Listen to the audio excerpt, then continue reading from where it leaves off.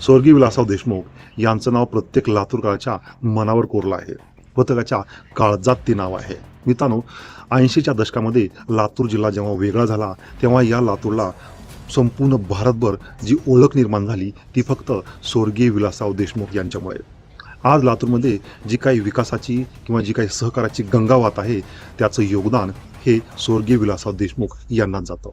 लातूर पोरकं झालं आहे मागच्या 10 ते 12 वर्षापासून. विलासराव देशमुख यांची उणीव प्रत्येक लातूरकरांच्या काळजात आहे. लातूरमध्ये महानगरपालिकेची निवडणूक होऊ घातलेली आहे आणि या निवडणुकीमध्ये बयानबाजी, भाषणबाजी होत असते. आणि हेच भाषण करत असताना भाजपचे प्रदेशाध्यक्ष यांनी स्वर्गीय विलासराव देशमुख यांचं नाव पुसण्याची जी काही भाषा केली आहे ती अतिशय गलिच्छ आहे आणि ही एक नासमज व्यक्तीचं विधान आहे असं आपणास म्हणावं लागेल.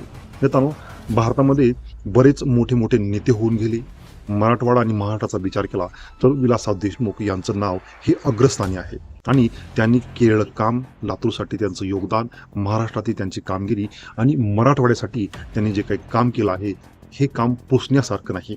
ज्यावेळेस पण मराठवाड्याचा इतिहास लिहिला जाईल त्यामध्ये स्वर्गीय विलासराव देशमुख यांचं नाव अग्रस्थानी असेल. आजही लातूरमध्ये वर्षाचं लहान मूल किंवा 80, 85, 100 वर्षाचं एक वृद्ध व्यक्ती असेल तर यांच्या ओठावर, यांच्या मनात स्वर्गीय विलासराव देशमुख यांचं नाव आहे. या विधानाने ते आहेत त्यांना देखील ठेस पोहोचली आहे. कारण की लातूर हा मुळात पाहता अशा पद्धतीचा आणि त्या संस्कृतीचा जिल्हा आहे ज्यामध्ये विरोधक जरी असला तरी त्याच्यावरती एका मर्यादेपर्यंत बोललं जातं, मर्यादेपर्यंतची टीका केली जाते.